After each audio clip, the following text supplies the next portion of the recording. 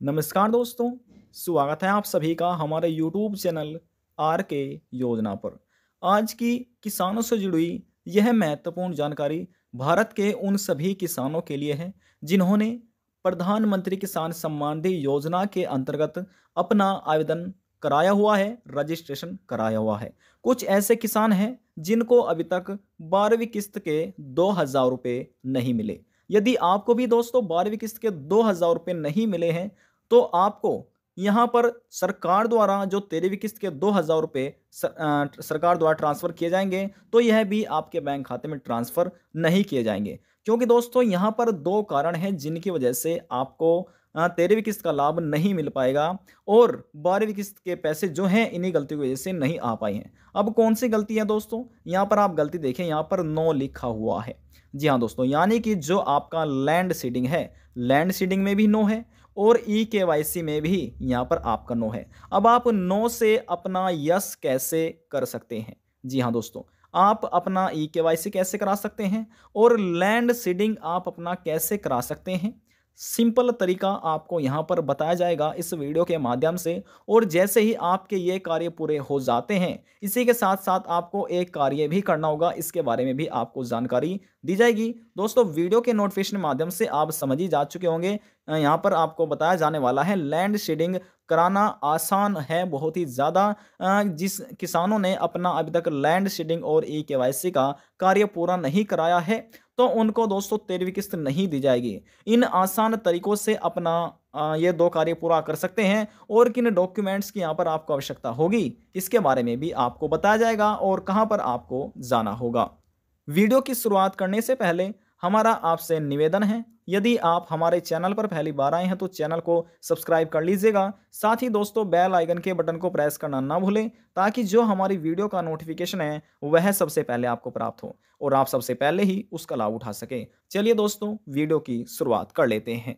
देखिए दोस्तों, प्रधानमंत्री नरेंद्र मोदी की सेंट्रल गवर्नमेंट द्वारा चलाया गया किसानों का ये एक पोर्टल है। यहाँ पर लिखा है पीएम किसान सम्मान निधि योजना। यहाँ पर देखिए, उसके बाद आपको भी इसी प्रकार से इस पोर्टल को विजिट कर लेना है, अपने फ़ोन में ओपन कर लेना है। यहाँ पर ये लिंक दिया हुआ है, आपको इतना अपने क्रोम ब्राउज़र में डालना है और डायरेक्ट आप इस पोर्टल पर विजिट कर जाएंगे, जैसे हमने किया है। अब दोस्तों यहाँ पर जिन किसानों ने ई केवाईसी नहीं कराया है वह ई केवाईसी कैसे करा सकते हैं, ये यहाँ पर आप समझ लीजिए।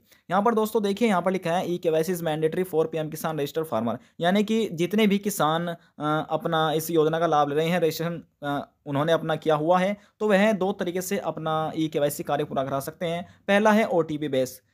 इस पीएम किसान पोर्टल के माध्यम से अब ओटीपी के बेस के माध्यम से आप अपना ई केवाईसी कार्य पूरा करा सकते हैं। और दूसरा है नज़दीकी सीएससी सेंटर, यानी कि जो जन सुविधा केंद्र है वहां पर आप अपने जाकर बायोमेट्रिक के माध्यम से ई केवाईसी का कार्य पूरा करा सकते हैं। दोस्तों पहला कार्य आपने समझ लिया है। इसके लिए जो डॉक्यूमेंट्स है, आपका आधार कार्ड की आवश्यकता होने वाली है और मोबाइल नंबर की, इन दोनों डॉक्यूमेंट्स को आपको लेकर चले जाना है। आपको नीचे आना है, नीचे आने के बाद दोस्तों यहाँ पर लिखा है बेनिफिशियरी स्टेटस, आपको इस पर क्लिक करना है। जैसे हमने क्लिक किया है, हमारे सामने अगला पेज ओपन हो चुका है। दोस्तों आवेदन करते समय आपने यहाँ पर अपना मोबाइल नंबर भी दिया होगा और यहाँ पर वहाँ से आपको एक रजिस्ट्रेशन नंबर मिला होगा, जो कि पीएम किसान योजना के जितने भी आवेदन करता है सभी के पास ये नंबर है। तो हम यहाँ पर क्लिक कर लेते हैं नंबर पर। इस पर जैसे हमने क्लिक किया, हमारे सामने इस प्रकार से अगला पेज ओपन हो चुका है। अब यहाँ पर हम दोस्तों अपना जो पीएम किसान का जो नंबर है, योजना का रजिस्ट्रेशन नंबर है, वह नंबर यहाँ पर डाल देते हैं। देखिए दोस्तों, इतना कार्य पूरा कर लेते हैं। अपना रजिस्ट्रेशन नंबर डाल दिया, ये कैप्चा कोड डाल दिया है और अब हम क्लिक करते हैं गेट डेटा पर। आपको भी इसी प्रकार से क्लिक करना है और समझ लेना है। हमारे सामने जो अगला पेज है वह ओपन हो चुका है। आपके सामने भी जब आप चेक करेंगे इसी प्रकार से ओपन हो जाएगा। अब यहाँ पर हम स्क्रॉल डाउन करते हैं।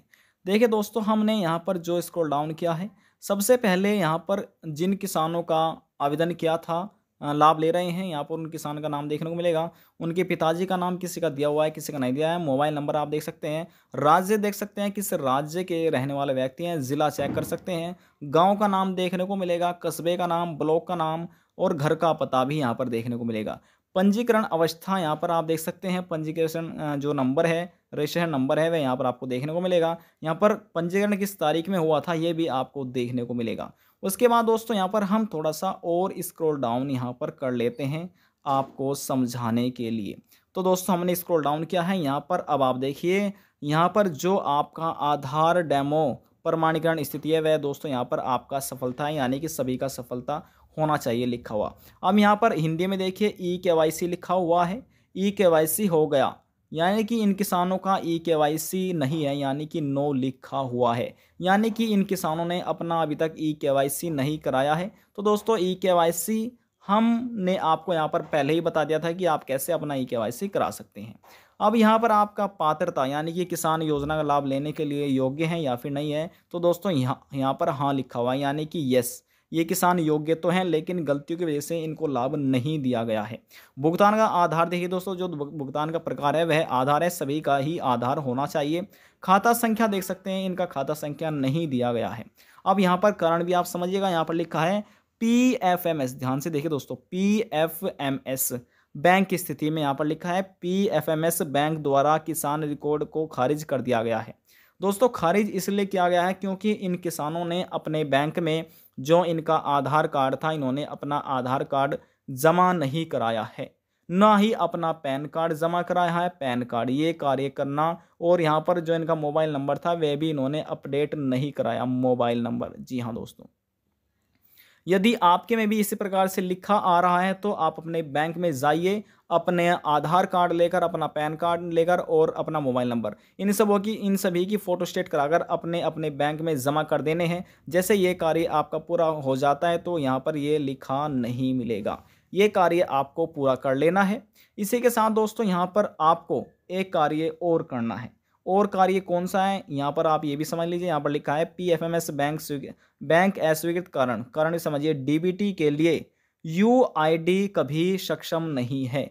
आधार को खाते से जोड़ने के लिए अपने बैंक से संपर्क करें। यानी कि दोस्तों हमने आपको बता दिया है, यहाँ पर आपको अपना आधार कार्ड जमा कराना है, पैन कार्ड जमा कराना है। जैसे आप अधिकारियों द्वारा अपने अधिकारियों को जमा कराएंगे बैंक में जाकर, तो वहाँ से जो आपका आधार है वह आपके बैंक खाते से लिंक करा दिया जाएगा, और ये सभी जो गलती हो रही है आपकी भी सही हो जाएगी यदि आपकी गलती हो रही है।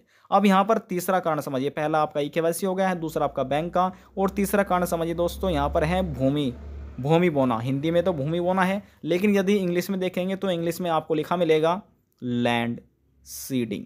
जी हाँ दोस्तों, लैंड सीडिंग यहाँ पर आपको मिलेगा। जिसका नो है उनको 12वीं किस्त नहीं मिली है और ना ही 13वीं किस्त दी जाएगी, जब तक आप ये सभी अपना कार्य पूरा नहीं करा लेते हैं। दोस्तों तरीका इसलिए हम बता रहे हैं कि स्टेप बाय स्टेप आप भी समझ सके, जानकारी प्राप्त कर सके, और हो रही गलतियों में संशोधन करेक्शन करा सके। आपकी जानकारी के लिए बता दें कि कुछ किसान ऐसे हैं जिन्होंने अपना ई-केवाईसी करा लिया है। ई-केवाईसी कराने होने के बाद उनका यस लिखा आ रहा है, लेकिन लैंड सीडिंग की जगह, जी हाँ दोस्तों, लैंड सीडिंग की जगह नो लिखा आ रहा है, तो उनको भी लाभ नहीं दिया जाएगा। ये आपका यहाँ भी यस होना चाहिए। जी हाँ दोस्तों, यहाँ भी आपका यस होना चाहिए और यहाँ भी आपका यस होना चाहिए। ये आपका जो यहाँ पर लिंक नहीं है, आपको लिंक करा लेना है। ये सभी कार्य आपके पूरे होना चाहिए, तभी आपको अगली किस्त यानी कि नेक्स्ट इंस्टॉलमेंट किसानों को दी जाएगी। तो यहाँ पर देखिए, भूमि बोना यानी कि लैंड सीडिंग का कार्य आप कैसे पूरा करा सकते हैं। लैंड सीडिंग का कार्य पूरा कराने के लिए डॉक्यूमेंट्स समझ लीजिए। जो आपके डॉक्यूमेंट्स हैं, सबसे पहले आपका आधार कार्ड है। जी हाँ दोस्तों, आधार कार्ड है पहला आपका डॉक्यूमेंट। दूसरा है आपका ज़मीन फ़र्द। जी हाँ दोस्तों, ज़मीन फ़र्द, या फिर आप बोल सकते हैं खतौनी, ज़मीन की खतौनी। दूसरा है यहाँ पर, माफ़ कीजिएगा, तीसरा जो डॉक्यूमेंट्स है वह आपकी बैंक की पासबुक है। जी हाँ दोस्तों, बैंक पासबुक आपके पास होनी चाहिए, बैंक पासबुक।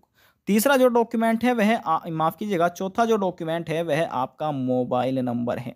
इन सभी डॉक्यूमेंट्स की फ़ोटो स्टेट कराकर, जी हाँ दोस्तों, 4 डॉक्यूमेंट्स की आपको फ़ोटो स्टेट करा लेनी है। और जो भी आपका ब्लॉक में लेखपाल बैठे हुए होते हैं, जिन्हें आप पटवारी भी बोलते हैं, उनके पास जाकर आपको जमा कर देने हैं, उनसे बातचीत करनी है और उनको जमा कर देना है कि सर हमारे ये गलती हो रही है, और हमारे ना तो हमें 12वीं किस्त मिली है और ना ही हमें जो अगली किस्त है निकलती वजह से नहीं दी जाएगी। तो वहाँ से आपको बात कर लेनी है, ये दस्तावेज आपको जमा कर देने हैं, और आपको बता दिया जाएगा कि कब तक ये कार्य आपका यहाँ पर पूरा हो जाएगा।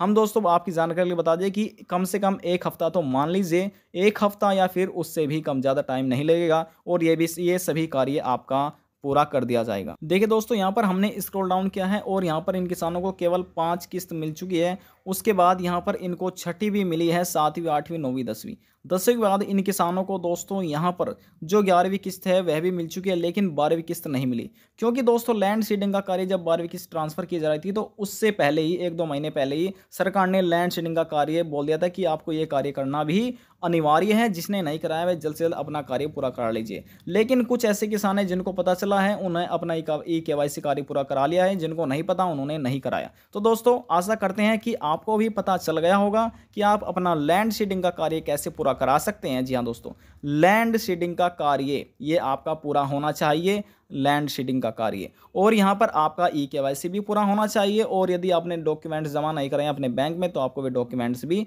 जमा करा लेने हैं। आज की जानकारी में बस इतना ही। यदि आपको हमारी जानकारी पसंद आई तो वीडियो को जरूर लाइक कर दीजिएगा। आपके एक लाइक से हमें बहुत ज़्यादा मोटिवेट मिलता है। और यदि जानकारी को लेकर मन में कोई सवाल है, कोई डाउट है, पूछना चाहते हैं, नीचे कमेंट बॉक्स में जाकर पूछ सकते हैं। सभी सवालों का जवाब आपको दे दिया जाएगा। लास्ट में निवेदन यही करेंगे, चैनल को सब्सक्राइब और साथ ही बेल आइकन के बटन को प्रेस करना ना भूलें। अब हम आपसे मिलते हैं नेक्स्ट वीडियो में एक और नई जानकारी के साथ। जब तक के लिए जय हिंद, जय भारत।